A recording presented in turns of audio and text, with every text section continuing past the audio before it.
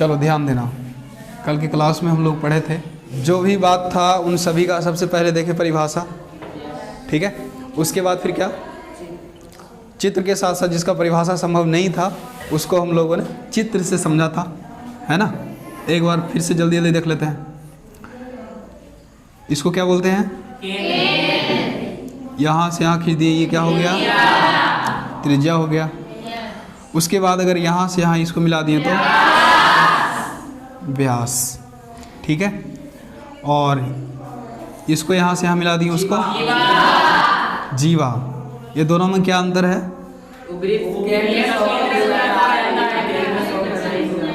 ये केंद्र से होकर के गुजरता है यहाँ से यहाँ, और ये केंद्र से होकर के, और अगर केंद्र से जो होकर गुजर गया उसको क्या कहेंगे।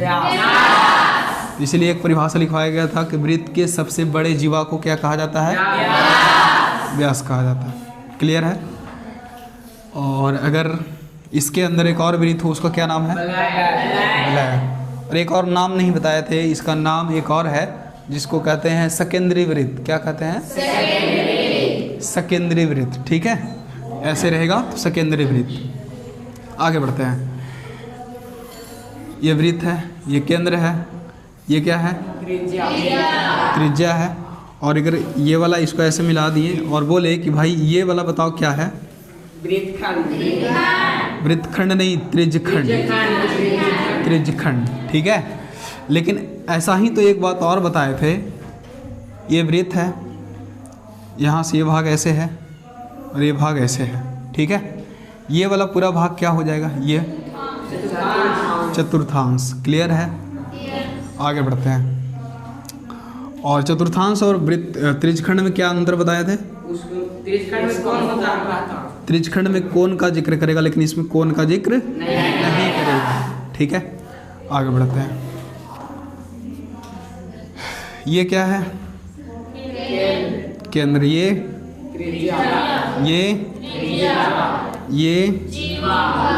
जीवा, ठीक है। तो ये वाला जो बात बचा, यानी कि ये वाला भाग बचा, उसको क्या कहते हैं, त्रिज्यखंड। क्या कहते हैं, क्या कहते हैं, बढ़िया से बोल रही, त्रिज्यखंड। अरे इसको कहते हैं वृत्तखंड, ठीक। इसको क्या बोलते हैं, वृत्तखंड, फिर त्रिज्यखंड। अरे वृत्तखंड बोलते हैं बाबू, ये वाला। त्रिज्यखंड ये वाला हुआ, चाप यहाँ पे नहीं दिया हुआ रहेगा, चाप को नहीं मिलाना रहता है त्रिज्यखंड में, लेकिन यहाँ पे चाप को मिलाना रहता है, वृत्तखंड हो गया, ठीक है। यानी कि इसको जो बांट रहा है, वृत्तखंड बना रहा है, एक बड़ा वाला वृत्त है, उसको त्रिज्यखंड में से ये जीवा हटा लेंगे तो बाकी बच जाएगा जो वृत्तखंड बच जाएगा। क्लियर है। ये क्या है, ये वाला ये कैसा वृत्त है, वलय या सकेंद्रीय वृत्त, ठीक है। वलय भी है, सकेंद्रीय वृत्त, दोनों का एक ही नाम। ये क्या है, और ये वाला चतुर्थांश। चतुर्थांश और त्रिज्यखंड में क्या अंतर है, इसमें कोण कुछ न कुछ कोण का मान दिया हुआ रहेगा और इसमें नहीं। और ये वाला क्या कहलाएगा, वृत्तखंड। वृत्तखंड कितने प्रकार का हो सकता है, इसमें दो, पहला दीर्घ और दूसरा लघु, ठीक है। आगे बढ़ो। देखना, हम लोग पहला फार्मूला पढ़ेंगे। पहला फार्मूला है,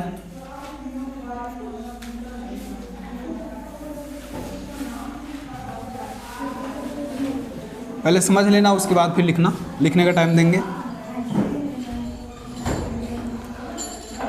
वृत्त का परिधि क्या लिखवाएं बाबू, 2 पाई, ठीक है। पहले समझ लेना बढ़िया से, ये 2 पाई आर आया कहाँ से। अब देखना ये आया कहाँ से, देखो इधर, ये क्या है, ये क्या है, केंद्र, और ये वाला, और इसको मिला दिए तो व्यास, वो है, ये आर है, आर है, ठीक। तो कि वृत्त की अगर परिधि में, वृत्त की परिधि में अगर किससे भाग दे देंगे, व्यास से, इसको गुना करो, वृत्त की परिधि बराबर व्यास से देगा भाग, ठीक है, त्रिज्या से नहीं, बल्कि ये घूम रहा है चारों बगल, तो ये यहाँ भी मिलेगा, यहाँ भी मिलेगा, यहाँ भी मिलेगा, इनकी पूरे छोर को टच करेगा।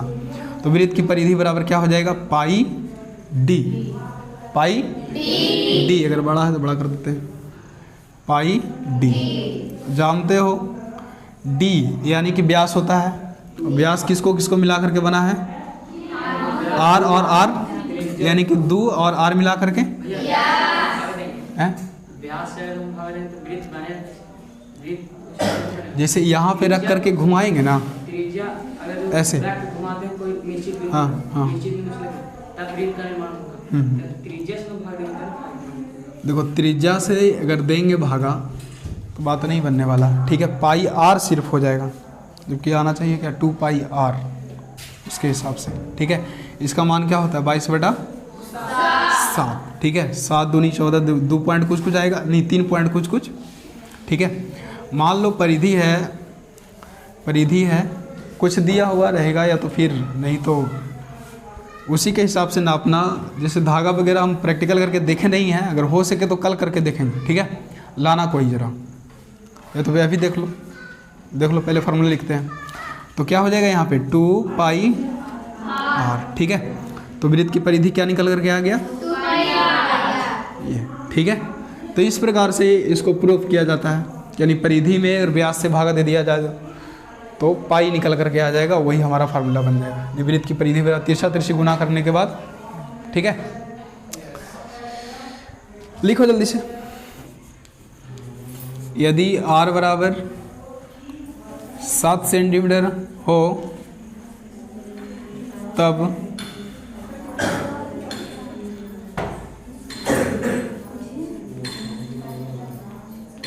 वृत्त का परिधि बताएं जल्दी से।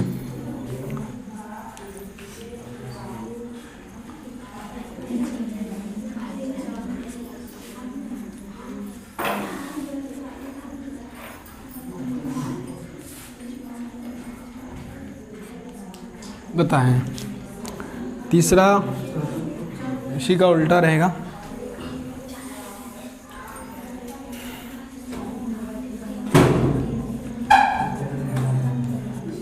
यदि वृत्त का परिधि बराबर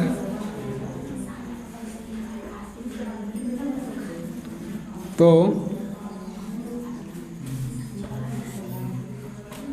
त्रिज्या बताएं जल्दी से।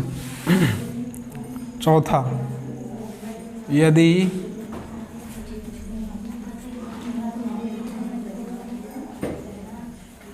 वृत्त का परिधि बराबर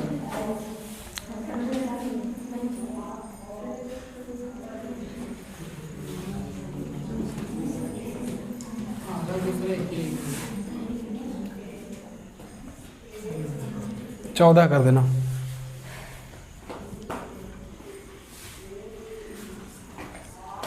जल्दी से।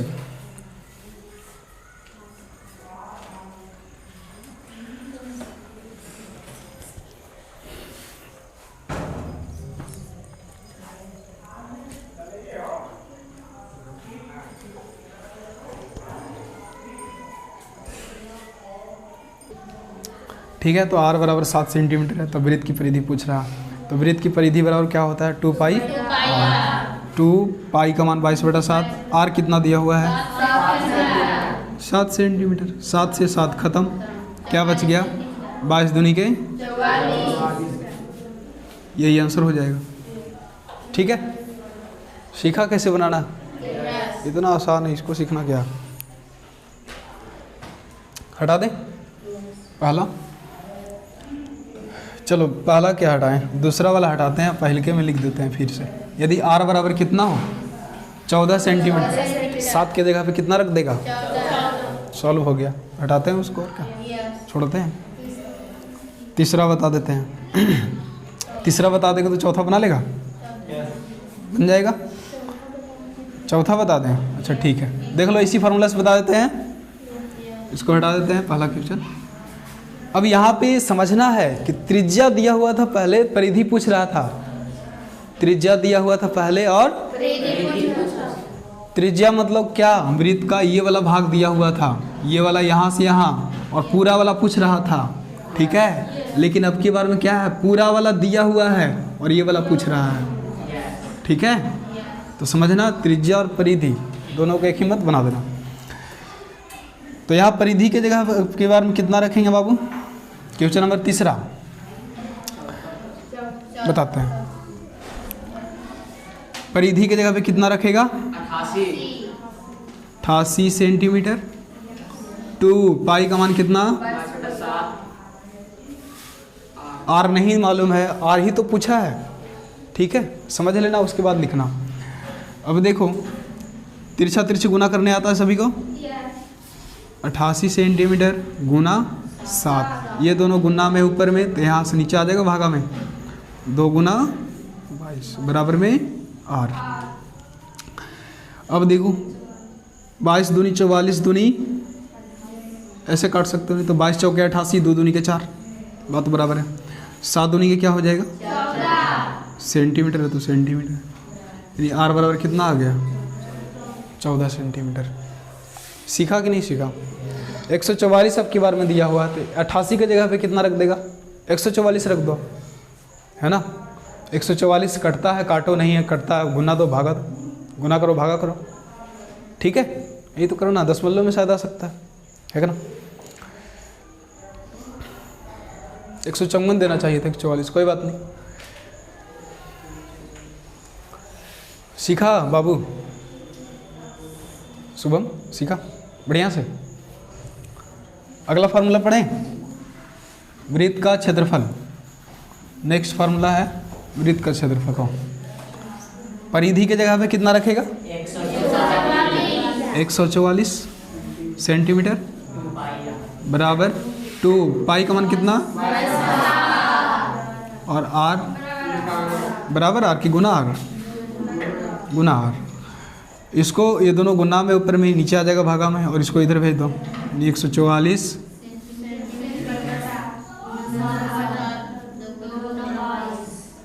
बराबर में आर। ठीक है, भागा दो कटता है तो ठीक है। देखो 72 दूनी 144 खत्म हो गया। 11 दूनी के 36 दूनी 72, 36 में 7 से गुना करो, उसके बाद फिर 11 से भागा दो। 7 छक 42 के 2 और 7 21, 21 4 25, 252 बट्टा 11 बराबर में आर। 11 से भागा दो, 11 दूनी 22, 1 बचेगा। 11 दूनी 22, 3, 11 दूनी 22, 22 और उसके बाद फिर 10 बचेगा। हाँ 10 बचेगा, उसके बाद फिर दशमलव बैठेगा। 11 9 99, 22.9, ये आर बराबर आ गया 22.9। ठीक है, चलो अगला फार्मूला है वृत्त का क्षेत्रफल। वृत्त का क्षेत्रफल बराबर ये होता है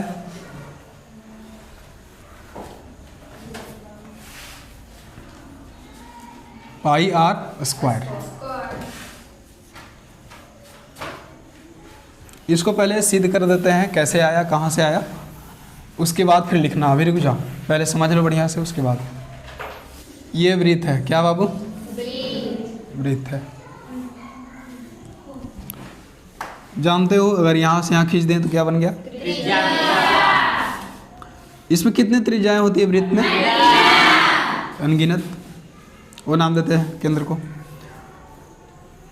ये क्या है? ये क्या है?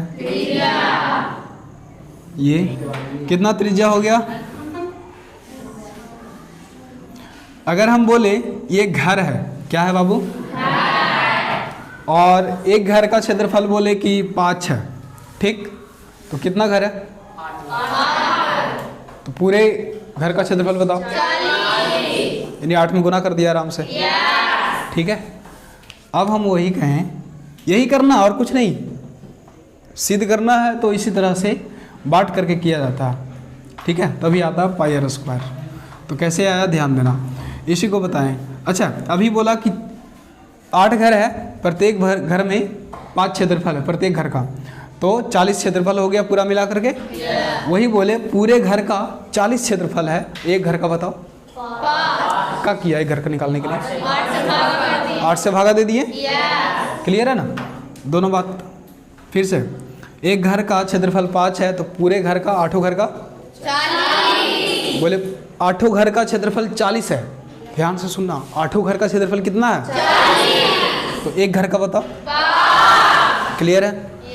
अब बताओ, इस घर को हमको मालूम नहीं है, ये तो अपने मन से खींच दिए ना 8 घर, लेकिन हम लोग को यहाँ बोलेगा नहीं कि एक 8 घर है या फिर 4 घर है, पूरे भाग का क्षेत्रफल पूछेगा। तो मान लेते हैं इसको कैटेगरी वाइज में बांट करके कि इतना सारा जो भी रहे n घर है। कितना घर है? यानी कि n भाग में बांटा गया है पूरे वृत्त के क्षेत्रफल को। ठीक है, तो n भाग में बांट देते हैं और इसका नाम देते हैं E, F, G। ठीक है, इतने सारे भाग में बांटा गया है। जानते हो A और B ये वाला भाग क्या है? चाप, एक तरह से चाप का काम कर रहा है ना। लेकिन ये दोनों त्रिज्या के बीच कुछ दूरी भी है, कुछ दूरी होगा थोड़ा बहुत, लेकिन क्या यहाँ पे निश्चित दूरी भी ले सकते हैं कि यहाँ से यही होना चाहिए? नहीं, इसके करीब भी बना सकते हैं, इसके करीब भी बना सकते हैं, ढेर सारा ऐसे ऐसे करके बना सकते हैं। तब बताओ कितना दूरी होगा? अनगिनत दूरी नहीं होगा, बल्कि ना के बराबर दूरी होगा। ठीक है, अनगिनत दूरी कैसे हो जाएगा? अनगिनत त्रिज्या ना होगा। यहाँ से यहाँ खींच दें, यहाँ से यहाँ खींच दें, यहाँ से यहाँ खींच दें, तब बोलेंगे कि यहाँ के बीच की दूरी बताओ। यानी कि इस त्रिज्या और इस त्रिज्या के बीच की दूरी ना के बराबर होगा, बहुत कम होगा। तो मान लेते हैं n बराबर खंड में बांटा गया है। ठीक है, तो इसका क्षेत्रफल कैसे निकालेंगे ध्यान देना। अगर हम यहाँ से पूछे एक इसका मान, सिर्फ इसका मान, तो कैसे निकालोगे? सिर्फ ए बी का मान पूछे कैसे निकालोगे? पूरा में भागा दे देंगे। जैसे ये पूरा टुकड़ा है, एक तरह से ये गोल टुकड़ा है। ठीक है, इस गोल टुकड़ा का जो दूरी है, ये गोल वाले भाग का ये 20 है। ठीक है, इसको 5 भाग में बांटा गया, अभी देखा था। तो यहाँ से सिर्फ यहाँ पूछे, यहाँ से यहाँ मान लो 5 भाग में बांटा गया है, ये वाला भाग कितना होगा? 4 होगा। 5 चौके 20, 4। ठीक है, वही बोले कि पूरा भाग 2 पाई आर है। पूरा भाग कितना है? 2 पाई आर। और n से हम लोग n में भागा दे रहे हैं, कहने का मतलब इसको निकालने के लिए, यानी पूरा n में से भागा देंगे तो ये वाला निकल करके आएगा। ठीक है, तो 2 पाई आर बटा n वाले भाग का निकालना है। तो ए बी बराबर क्या निकल जाएगा? 2 पाई आर बटा n। क्लियर है? इसको रखना समीकरण 1 से। उसके बाद बताना, क्या ऐसा एक मान लेते हैं ये त्रिभुज बन रहा है, ओ ए बी। क्या बन रहा है? त्रिभुज बन रहा है। ठीक है, हम लोग को वृत्त का क्षेत्रफल निकालना है। वृत्त का क्षेत्रफल, अगर इसका मान हमको ज्ञात रहे, इस क्षेत्रफल का, यानी कि इसका भाग, इस घर का क्षेत्रफल हमको अगर मालूम है, तो इसमें पूरा में गुना कर देंगे, तो बताओ पूरे का निकल जाएगा कि नहीं निकल जाएगा? इस घर का क्षेत्रफल मान लो 5 है, पूरे वाला मान लो गुना करना है n है, तो पूरे में कितना हो जाएगा? 5n हो जाएगा। तो देखना जरा, वृत्त का क्षेत्रफल n गुना एक भाग का क्षेत्रफल मालूम नहीं है, लेकिन मान लेते हैं ओ ए बी है। क्या है? त्रिभुज ओ ए बी का क्षेत्रफल ही है ना। तो n Guna A O A B. अभी एक बात बोला तुम लोगों ने कि इसके और इसके बीच की दूरी अगर ऐसे ऐसे खींच दे ढेर सारा, तो क्या हो जाएगा? उसके बीच की दूरी ना के बराबर होगा। तो क्या हम ले सकते हैं ऐसा, ये त्रिज्या और ये त्रिज्या दोनों बराबर है, तो आधार गुना ऊंचाई के रूप में, यानी कि ओ ए बी का क्षेत्रफल 1/2 आधार गुना ऊंचाई, यानी कि आधार क्या हो जाएगा? ए बी हो जाएगा, और ऊंचाई ओ ए, या फिर ओ बी, कुछ भी कर सकते हो। ओ ए ले सकते हैं, ओ ए सॉरी आधार गुना ऊंचाई ना, तो आधार क्या? A B. अब कहेगा ए बी तो चाप है, तो आधार कहाँ से आ गया? ठीक है, इसके बीच की दूरी जो नहीं के बराबर है, इसी के बदले में इसको एक तरह से आधार लिया जाता है। ठीक है, तो आधार क्या हो जाएगा? ए बी और ओ ए। एन गुना 1/2। ओ ए कितना है? ओ ए बराबर, सॉरी ए बी बराबर, देखो यहाँ पे आया 2 पाई बटा एन। और ओ ए देखो ये सभी त्रिज्या का काम करेगा, ये सब त्रिज्या है, तो एक जगह यहाँ पे कितना लिख देंगे? आर। 2 से 2 खत्म, एन से एन कट गया, क्या बच गया? पाई आर गुना आर बच गया। इसको गुना कर दो, पाई आर। ये सिद्ध हो गया किसका फार्मूला? समझ में आया होगा।